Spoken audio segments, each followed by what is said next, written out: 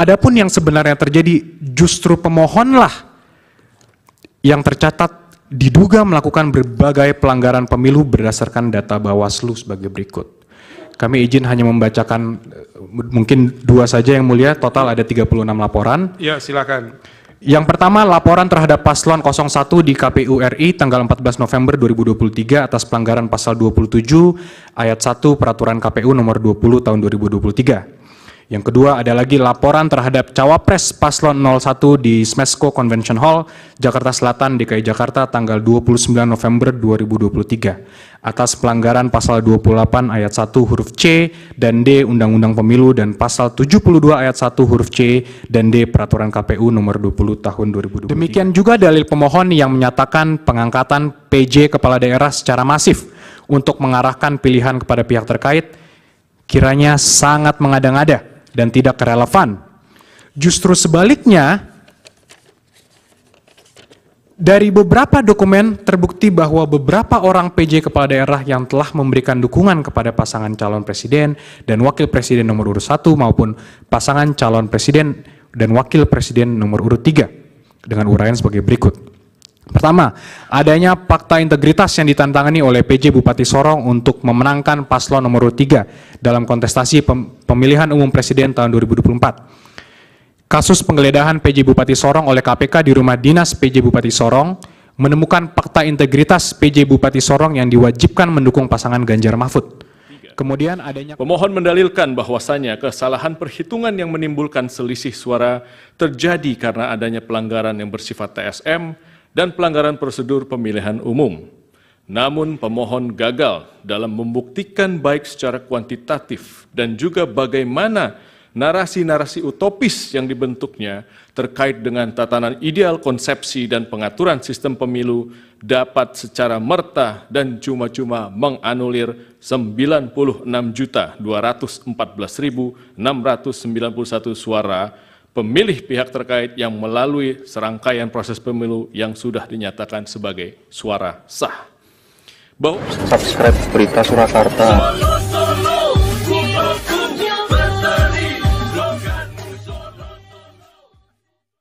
tes.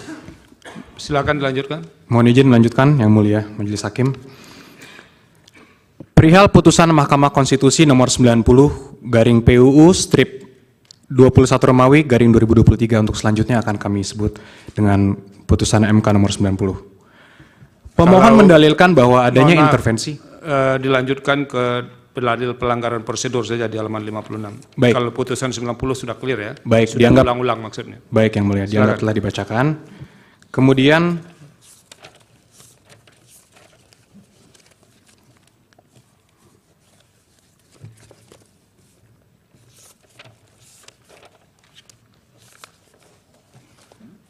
perihal dalil pelanggaran prosedur. Pada huruf C permohonan yang disampaikan, pemohon pada halaman 93 sampai 98 mencampur adukan berbagai hal yang masing-masing berbeda penyelesaiannya. Disebutkan sebagai pelanggaran prosedur yakni sebagai berikut: manipulasi DPT dan seterusnya dianggap dibacakan. Sebagai pihak pemohon, maka yang bersangkutan harus memberikan data-data yang relevan dan valid. Demikian itu sangat penting dalam rangka membuktikan terjadinya migrasi suara. Migrasi suara yang terjadi harus demikian jelas dan hasil penjumlahannya harus relatif sama. Ternyata uraian 8 pelanggaran prosedur tersebut tidak memiliki data-data yang mencukupi. Pemohon tidak mampu membuktikan adanya perpindahan atau migrasi suara secara paralel dan signifikan. Kemudian yang menjadi persoalan, terhadap dalil yang disampaikan tersebut, apakah menjadi layak untuk diadili oleh Mahkamah Konstitusi? Dari 8 persoalan, hanya 1 dalil yang terkait dengan migrasi suara, yakni pengurangan suara pemohon, didalilkan oleh pemohon terjadi di 2 TPS. Yaitu pertama, didalilkan telah terjadi pengurangan suara pasangan calon nomor urut 1 di TPS 006 Kelurahan Soko, Kecamatan Dewe, Kabupaten Kudus. Suara pasangan calon nomor urut 1 dalam C1 plano tertulis 9 suara sah. Namun dalam penulisan di dalam perhitungan KPU terinput 4 suara. TPS yang kedua adalah TPS 001 Kelurahan Kalirejo, Kecamatan Kebumen, Kabupaten Kebumen. Suara pasangan calon nomor urut 1 tertulis 38 suara sah. Namun dalam C, penulisan di dalam perhitungan di KPU terinput 28 suara. Kemudian pengurangan suara yang terjadi pada 2 TPS tersebut hanya berjumlah 15 suara. Sedangkan pasangan calon nomor urut 1 secara nasional memperoleh 40.971.906 suara. Dan pasangan calon nomor urut 2 memperoleh 96.214.691 suara. Oleh karenanya, selisih suara yang diperoleh oleh pasangan calon nomor urut 1 dengan pasangan calon nomor urut 2 adalah 55.242.785 suara. Sehingga dengan selisih suara yang sangat jauhnya, masih layakkah untuk diadili oleh Mahkamah Konstitusi? Tentu sangat tidak layak. Kemudian dalam hal rekapitulasi penghitungan perolehan suara secara nasional, Pasal 407 ayat 1 Undang-Undang Pemilu menyebutkan, dianggap dibacakan, peserta pemilu dimaksud adalah partai politik untuk pemilu anggota DPRD provinsi, anggota DPRD kabupaten kota, perseorangan untuk pemilu anggota DPD, dan pasangan calon yang diusulkan oleh partai politik atau gabungan partai politik untuk pemilu presiden dan wakil presiden. Mengacu pada ketentuan pasal 407 ayat 1 Undang-Undang Pemilu, maka dugaan terjadinya pelanggaran, penyimpangan, dan atau kesalahan dalam pelaksanaan rekapitulasi perhitungan perolehan suara secara nasional menjadi kewenangan Bawaslu. Dengan demikian terhadap dugaan terjadinya pelanggaran, penyimpangan, dan atau kesalahan dalam pelaksanaan rekapitulasi perhitungan perolehan suara, kalaupun benar ada kuat non, harus diselesaikan hanya, sekali lagi, hanya oleh Bawaslu, bukan oleh Mahkamah Konstitusi. Selanjutnya, pemohon mendalilkan dalam permohonannya, kami anggap telah dibacakan, ada 19 poin yang mulia. Dapat kami sampaikan bahwa seluruh dalil tersebut adalah tidak benar dan tidak terbukti kebenarannya. Dan seandainya pun benar ada, kuat non, tidak terbukti pula ada kaitannya atau hubungannya dengan signifikansi perolehan suara yang diperoleh oleh pasangan calon nomor urut 2. Artinya, perbuatan-perbuatan tersebut seandainya pun ada, kuat non, tidak dapat dibuktikan ada hubungan kausal atau pengaruh dengan perolehan suara yang diperoleh oleh pasangan calon nomor urut 2. Terlebih lagi, kesemua hal tersebut di atas tidak dapat dibuktikan secara terstruktur, sistematis, dan masif. Dalil-dalil permohonan tersebut di atas hanyalah merupakan tuduhan-tuduhan yang tidak berdasar dengan menggunakan narasi-narasi yang di dalamnya tergandung diksi-diksi curang dan menyesatkan, semata-mata hanya untuk menggiring opini dengan tujuan mendegradasi terpilihnya pasangan calon nomor urut 2. Tuduhan-tuduhan tersebut adalah tuduhan yang sangat menyakitkan karena telah menafikan hak mayoritas rakyat Indonesia untuk menentukan pilihannya memilih pasangan Prabowo Gibran, yang begitu dicintai dan diharapkan oleh mayoritas rakyat Indonesia sebagai presiden dan wakil presiden Indonesia. Hal ini terlihat dari besarnya jumlah suara yang diberikan oleh rakyat kepada pasangan Prabowo Gibran, yaitu sebanyak 96.214.691 suara, atau setara dengan 58,58%. Oleh karena itu, dapat disimpulkan bahwa pihak pemohon tidak pada tempatnya mendalilkan dan memohon mendiskualifikasi pasangan calon Prabowo Gibran sebagai calon presiden dan wakil presiden kepada Mahkamah Konstitusi, karena hal tersebut menjadi kewenangan Bawaslu. Hanya ada satu kewenangan Mahkamah Konstitusi dalam sengketa pemilu presiden dan wakil presiden, yakni terhadap hasil perhitungan suara yang mempengaruhi penentuan terpilihnya pasangan calon atau penentuan untuk dipilih kembali pada pemilu presiden dan wakil presiden sesuai pasal 475 ayat 2 Undang-Undang Pemilu. Bagian berikutnya yang mulia, kami masuk kepada dugaan pelanggaran yang dilakukan oleh pemohon.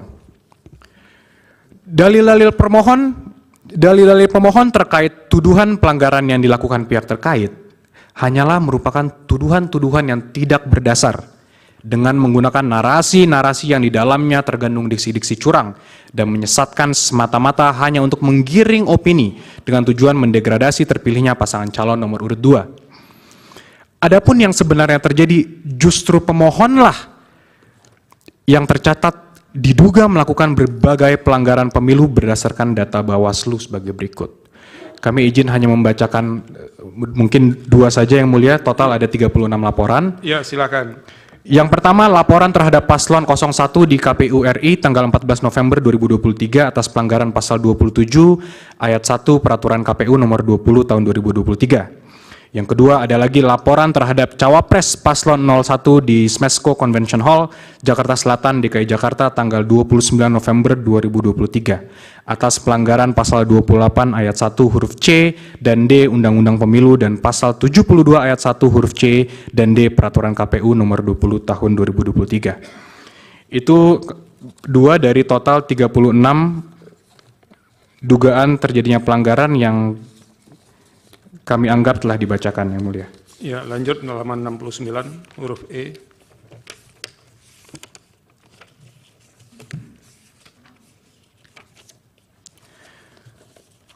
Poin berikutnya yang akan kami sampaikan adalah poin E, tidak ada intervensi penguasa atas kemenangan pihak terkait. Pemohon dalam permohonannya mendalilkan adanya intervensi penguasa.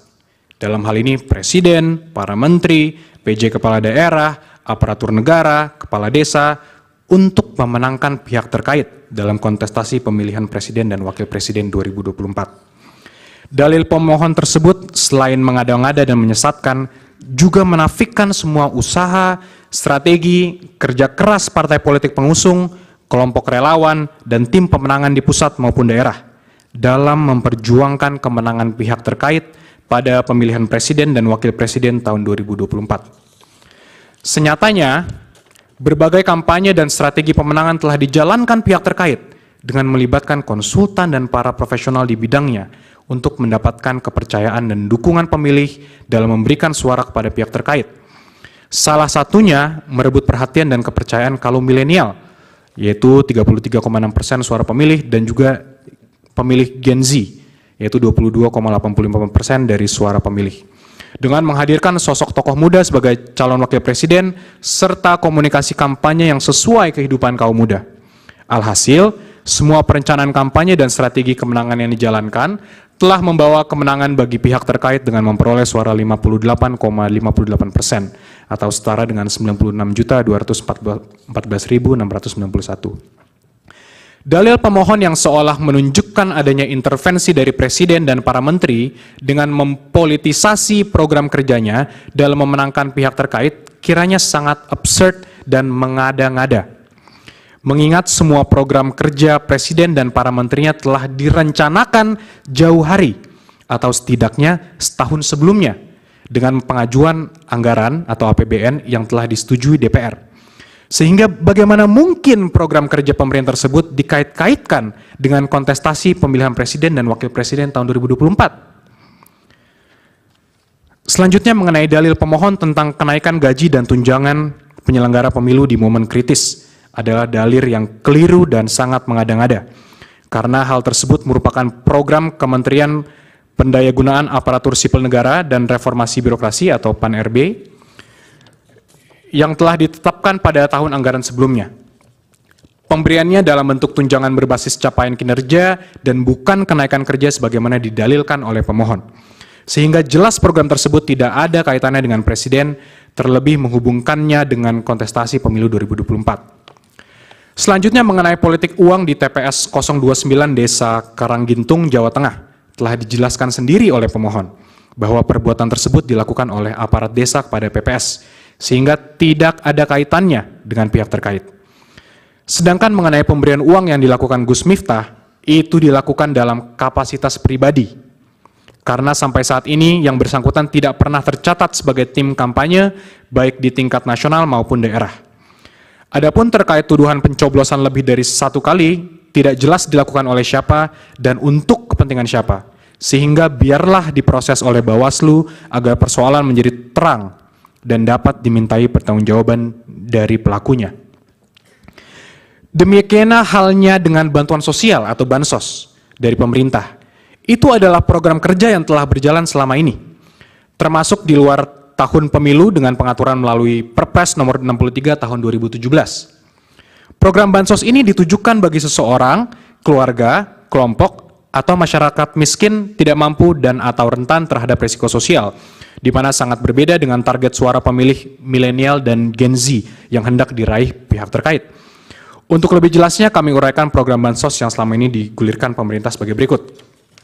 Pengaturan mengenai Bansos telah diatur dalam Perpres nomor 63 tahun 2017 tentang penyaluran Bansos secara non-tunai. Definisi dianggaplah dibacakan. Bansos dapat diberikan apabila terjadi potensi kerentanan sosial yang ditanggung oleh seseorang, keluarga, kelompok, dan atau masyarakat sebagai dampak krisis sosial, krisis ekonomi, krisis politik, fenomena alam, dan bencana yang jika tidak diberikan bansos akan semakin terpuruk dan tidak dapat hidup dalam kondisi wajar, sebagaimana dalam pasal 1 angka 2 Perpres 63 tahun 2017 yang definisinya dianggaplah dibacakan. Dari definisi dan persyaratan yang diatur tersebut secara limitatif, pemerintah dapat mengeluarkan bansos bila terjadi adanya peristiwa yang dapat menimbulkan potensi kerentanan sosial dari adanya fenomena alam atau bencana yang tidak diberikan bansos akan semakin terpuruk bagi rakyat. Hal ini merupakan pelaksanaan pasal 28A Undang-Undang Dasar tahun 1945, di mana negara memiliki kewajiban untuk memenuhi hak dasar warga negaranya. Selanjutnya, berdasarkan pada data BNPB, Indonesia mengalami fenomena alam dan bencana yang terjadi sebanyak 331 bencana banjir, atau sekitar 44% dari total kejadian bencana yang terjadi pada periode Januari hingga Maret 2023, yang berdampak gagal panen akibat banjir, dengan total lahan sekitar 54.000 hektar pada 136 kabupaten kota di 20 provinsi. Dengan adanya fenomena alam atau banjir yang terjadi di 136 kabupaten kota pada 20 provinsi, maka akan berdampak pada keberlangsungan hidup rakyat yang berdampak gagalnya panen akibat banjir. Presiden sebagai pemimpin tertinggi haruslah sensitif dan prihatin untuk secara tepat dan tegas untuk mengeluarkan kebijakan dalam bentuk bantuan sosial kepada rakyatnya. Oleh karena itu, Presiden diberikan kewenangan oleh undang-undang untuk melakukan perubahan APBN sebagaimana dalam pasal 20 ayat 1 huruf F Undang-Undang APBN tahun 2024. Berdasarkan aturan hukum tersebut, pasal 20 Undang-Undang APBN tersebut, Presiden dapat melakukan perubahan anggaran belanja negara terkait adanya penanggulangan bencana, sehingga tindakan Presiden Jokowi telah sesuai hukum dengan melakukan perubahan anggaran belanja negara dikarenakan adanya bencana banjir yang berdampak pada gagalnya panen yang terjadi pada 54.000 hektar lahan pertanian dan akan mengancam keberlangsungan hidup rakyat Indonesia. Dalil permohonan pemohon yang mempermasalahkan penggunaan bansos untuk pemenangan pihak terkait yang dilakukan Presiden Jokowi seharusnya menggunakan instrumen-instrumen hukum terkait kepemiluan. Sejak berlakunya Undang-Undang Nomor 7 Tahun 2017 tentang Pemilu, telah ada pembagian kewenangan dalam rezim kepemiluan. Jenis pelanggaran administrasi pemilu dan sengketa proses pemilu yang merupakan kewenangan dari Bawaslu, pelanggaran pidana pemilu merupakan kewenangan Gakumdu, dan sebuah lembaga yang memeriksa dan mengadili pelanggaran etik penyelenggara pemilu melalui DKPP. Serta perselisihan hasil pemilu merupakan kewenangan dari Mahkamah Konstitusi. Bila berkaca pada pembagian kewenangan dalam rezim kepemiluan dihubungkan dengan dalil permohonan pemohon tersebut, maka dalil tersebut dapat dikategorikan sebagai pelanggaran pemilu bila hal tersebut terbukti sebagai pelanggaran pemilu. Hal ini berdasarkan pada pasal 283 ayat 1 Undang-Undang Pemilu yang dianggap telah dibacakan. Dari uraian di atas, pelanggaran pemilu dapat dilihat dari definisinya dalam pasal 1 angka 31 Perbawaslu nomor 8 2022 dianggap telah dibacakan. Sehingga bila pemohon yang mendalilkan adanya pelanggaran pemilu, maka pemohon dapat melaporkan pelanggaran tersebut kepada Bawaslu untuk dapat mengkualifisir apakah sebagai pelanggaran pemilu atau pidana pemilu. Berdasarkan hasil kualifisir tersebut, Bawaslu akan mendistribusikan kasus sengketa pemilu ke Dewan Kehormatan Penyelenggara Pemilu, KPU, Peradilan Umum, ataukah Peradilan Tata Usaha Negara. Pemohon secara kasat mata telah mencampur adukan antara pelanggaran pemilu dengan perselisihan hasil pemilu. Dengan catatan, itu pun kalau pelanggaran pemilu yang didalilkan dapat dibuktikan secara sah dan meyakinkan. Tapi senyatanya dari pemohon belum ada satupun yang mengajukan laporan ke Bawaslu terkait adanya dugaan pelanggaran pemilu yang dilakukan Presiden yang memberikan bantuan sosial kepada rakyat akibat adanya peristiwa fenomena alam atau banjir yang terjadi di 136 kabupaten kota pada 20 provinsi. Dilanjut ke huruf L, halaman 76, kesimpulan semuanya itu. Baik, Yang Mulia.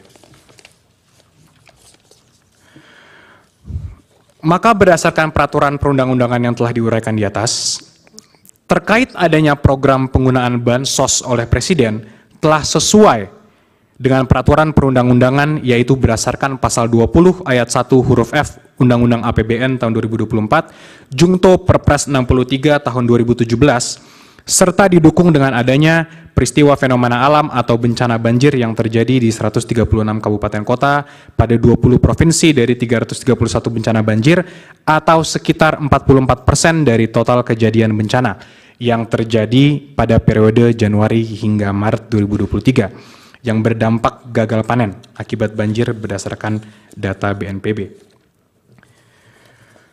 Sebagaimana telah kami singgung pada bagian pendahuluan, program Bansos merupakan amanat konstitusi yang bertujuan untuk sebesar-besarnya kemakmuran rakyat, yang mana sepanjang program Bansos dimaksud kemudian secara normatif telah dimasukkan ke dalam kerangka APBN yang dibahas dan disepakati bersama antara pemerintah, DPR RI, maka hal-hal lebih lanjut dan teknis dalam penyalurannya ialah menjadi open legal policy dari pemerintah.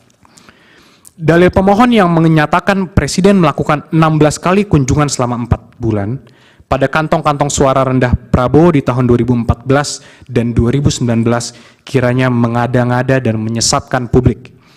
Adapun sebagaimana pemberitaan di berbagai media, kunjungan Presiden dan menterinya dalam kurun waktu tersebut berkaitan dengan penyaluran bansos terhadap masyarakat berdampak banjir dan fenomena El Nino yang terjadi di daerah tersebut, yang diantaranya berdampak gagal panen dan sebagainya. Wilayah kunjungan tersebut bukanlah kantong-kantong suara rendah Prabowo di tahun 2014 dan 2019.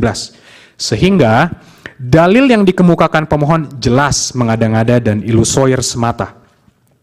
Demikian juga dalil pemohon yang menyatakan pengangkatan PJ kepala daerah secara masif untuk mengarahkan pilihan kepada pihak terkait kiranya sangat mengada-ngada dan tidak relevan. Karena pengangkatan PJ kepala daerah tersebut dalam rangka pelaksanaan pilkada serentak yang telah dipersiapkan jauh hari dengan persetujuan DPR.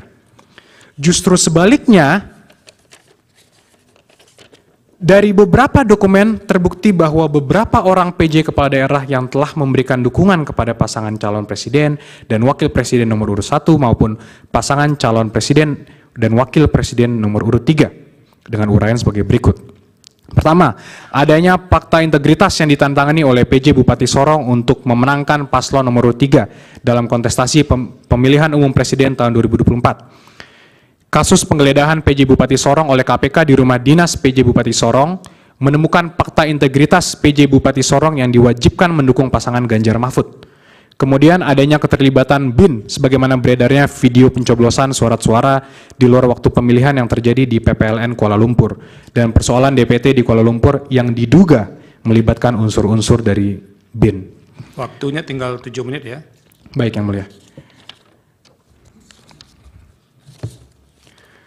Kemudian satu lagi kami berikan contoh.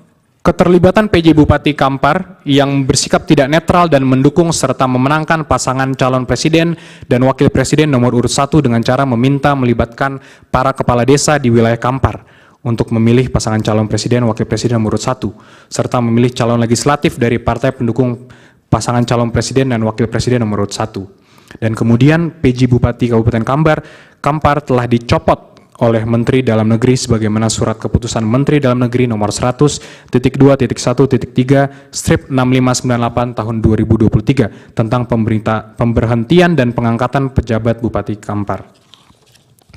Selebihnya kami anggap telah dibacakan, Yang Mulia. Dan selanjutnya dalil pemohon yang menyatakan Presiden melanggar TAP MPR Romawi 9 garing MPR garing 1998 dan sejumlah peraturan lainnya terkait larangan nepotisme kiranya tidak tepat karena yang dimaksud nepotisme bila mana pejabat mengangkat anak atau saudaranya secara appointed.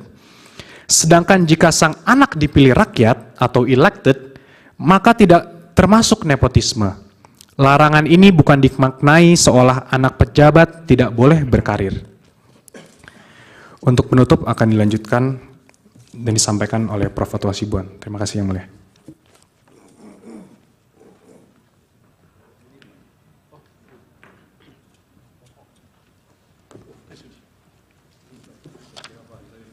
Mohon izin Yang Mulia, mohon klarifikasi selanjutnya dilanjutkan oleh saya, Yuri Kemal Fadullah.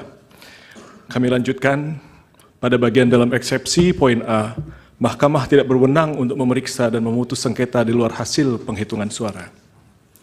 Sebagaimana kita maklum, Bisa nggak itu diringkas saja, karena itu kan secara substansi sama dengan keterangan sebelumnya. Kita anggap itu sudah dibacakan. baik Yang Mulia, kami langsung masuk kepada bagian kedua, eksepsi mengenai kompetisi. Mohon maaf. Permohonan kabur halaman 31. Ya, permohonan tidak jelas, obskur libel karena terdapat perbedaan yang sangat esensial dan inkonsisten dalam konstruksi posita dan petitum permohonannya.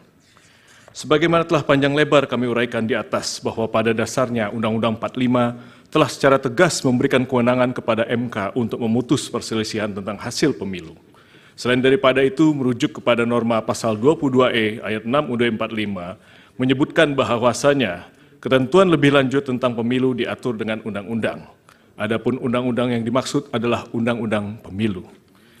Kendati demikian, perlu harusnya digarisbawahi bahwa keberatan sebagaimana pasal 475 ayat 1 Undang-Undang Pemilu ada terdapat frasa hanya, yakni hanya terbatas pada hasil penghitungan suara yang memengaruhi penentuan terpilihnya paslon atau penentuan untuk dipilih kembali pada pemilu presiden dan wakil presiden.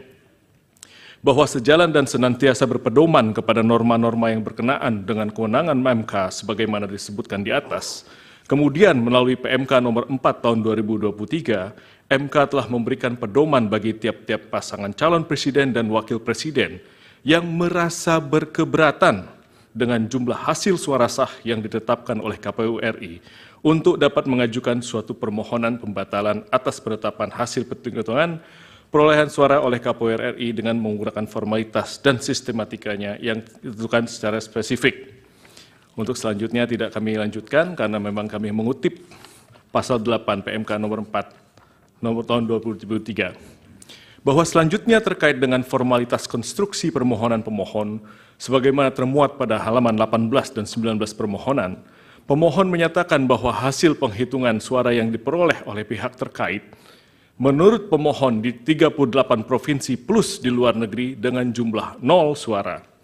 Kesalahan perhitungan demikian didalilkan oleh pemohon dengan narasi-narasi adanya pelanggaran TSM berupa nepotisme dan pelanggaran prosedur yang merusak integrasi Pilpres 2024 dan merupakan pelanggaran terhadap asas-asas dalam pelaksanaan pemilu sehingga suara pihak terkait menjadi 0. Bahwa bila mana kemudian mencermati dan merujuk pada bagian petitum dalam pemohonannya, pemohon bukan memintakan kepada majelis hakim untuk menyatakan perhitungan sebagaimana yang benar menurut pemohon, akan tapi konstruksi petitum yang dilimitasi oleh PMK nomor 4. Akan tapi pemohon justru memohonkan kepada MK untuk mendiskualifikasi pihak terkait dan memerintahkan kepada termohon untuk melakukan pemungutan suara ulang. Sebagaimana permohonan petitumnya tidak kami sampaikan.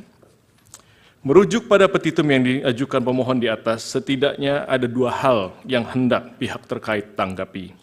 Yang pertama, kembali merujuk kepada pasal 8 ayat 6 PMK nomor huruf B PMK nomor 4 tahun 2023, pemohon memang di dalam posita permohonannya telah menyampaikan klaim hasil perhitungan perolehan suara menurut pemohon.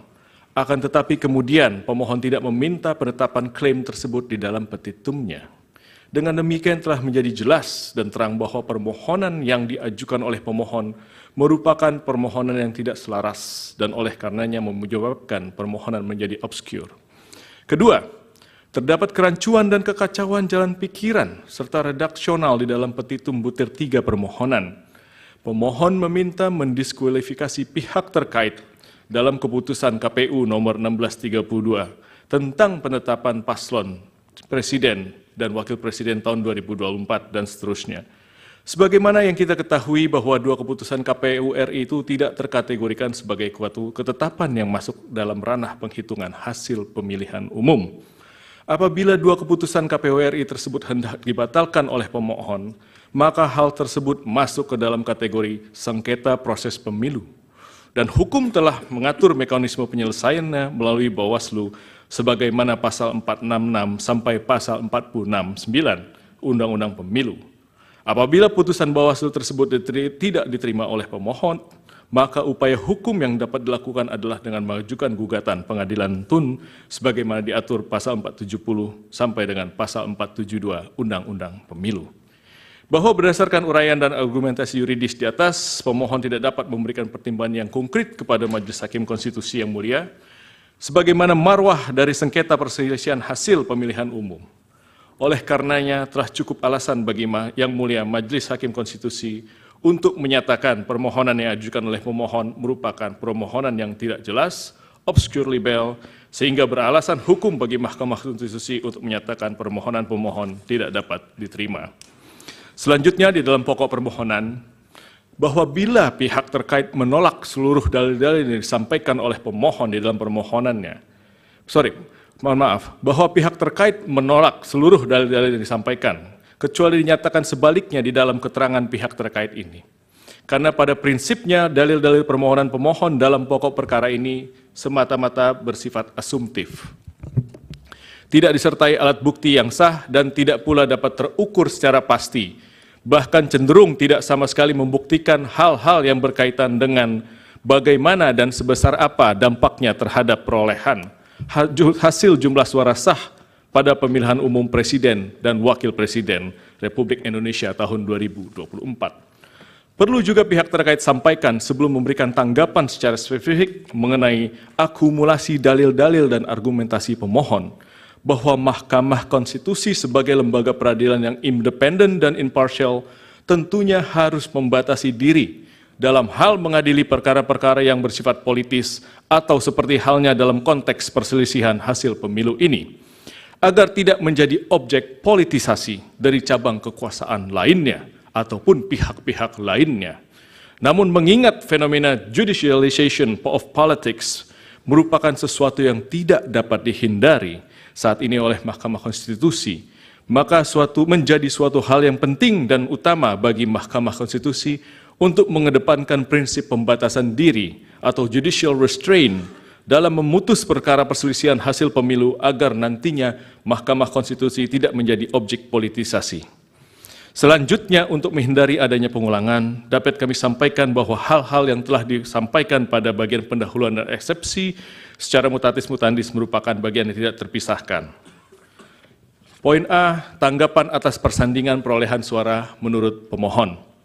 Bahwa dalam halaman 16 sampai dengan 19 permohonan, pemohon menyampaikan persandingan perolehan suara menurut pemohon berdasarkan SK KPU 360 dan berita acara KPU RI nomor 218 tanggal 20 Maret 2024. Bahwa berdasarkan keputusan termohon dan SK 360 tersebut, perolehan masing-masing pasangan calon yang nomor urut 1 sejumlah 40.971.906 suara, pasangan calon nomor urut 2 96.214.691, pasangan calon nomor urut 3 27.040.878, sehingga total suara sah adalah 164.227.475.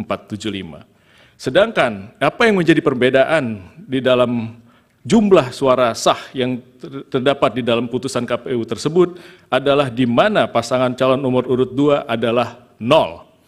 Sehingga total suara sah berbeda yang tadinya sejumlah 164 juta hingga tinggal 68.012.784. Pemohon dalam permohonannya sama sekali tidak membuktikan dasar-dasar perhitungan yang didalilkan. Alih-alih pemohon malah mendalilkan hal-hal yang bersifat kualitatif mengenai dugaan berbagai kecurangan dan pelanggaran yang dilakukan oleh beberapa pihak yang tersajikan dalam bentuk narasi. Sementara narasi-narasi itu bukanlah merupakan alat bukti dalam hukum acara Mahkamah Konstitusi. Pemohon wajib menguraikan secara jelas, spesifik, dan gamblang, baik siapa yang melakukan, apa yang dilakukan, di mana dilakukannya, bagaimana melakukannya, mengapa dilakukan, dan inisiatif siapa yang melakukan dugaan kecurangan dan pelanggaran itu terjadi. Terlebih dalil-dalil pemohon tersebut tidaklah sesuai dengan pedoman yang telah ditetapkan oleh MK berdasarkan PMK 4 tahun 2023. Pemohon mendalilkan bahwasannya kesalahan perhitungan yang menimbulkan selisih suara terjadi karena adanya pelanggaran yang bersifat TSM dan pelanggaran prosedur pemilihan umum. Namun pemohon gagal dalam membuktikan baik secara kuantitatif dan juga bagaimana narasi-narasi utopis yang dibentuknya terkait dengan tatanan ideal konsepsi dan pengaturan sistem pemilu dapat secara merta dan cuma-cuma menganulir 96.214.691 suara pemilih pihak terkait yang melalui serangkaian proses pemilu yang sudah dinyatakan sebagai suara sah. Bahwa sejatinya dalam membuktikan dalil dan argumentasi kuantitatif mengenai angka-angka perolehan dalam hal perkara PHU Presiden dan Wakil Presiden, pemohon wajib membuktikan secara by data apakah terjadi kecurangan, penggelembungan, atau pengurangan suara dari pemohon itu sendiri. Namun demikian, dalil argumentasi yang diajukan pemohon yang justru setuju terhadap perolehan suara pemohon sendiri berdasarkan rekapitulasi final termohon membuktikan bahwa sesungguhnya pemohon sendiri tidak mampu untuk membuktikan adanya kesalahan hitung, penggelumbungan, ataupun pembuktian kuantitatif terhadap hasil perolehan suara yang telah ditetapkan oleh termohon. Justru kemudian dengan ketidakmampuannya membuktikan adanya perbedaan perolehan suara secara merta-merta dan menganulir suara total pihak terkait. Tidak ada satu alat bukti pun yang bersifat kuantitatif yang diajukan oleh pemohon untuk membuktikan bahwa perolehan suara dari pihak terkait adalah nol. Dan yang lebih esensial adalah tidak ada salah satu bukti pun yang diajukan berupa rekomendasi dan atau putusan dari Bawaslu RI maupun putusan pengadilan yang telah berkekuatan hukum tetap yang menyatakan atau setidaknya menjadi dasar bahwa pihak terkait terdiskualifikasi. Selanjutnya, mohon izin yang mulia, bagian selanjutnya disampaikan oleh rekan kami, Pak Dr. Fahri Bahmid. Terima kasih. Silakan, Pak Bahri. Subscribe Berita Surakarta.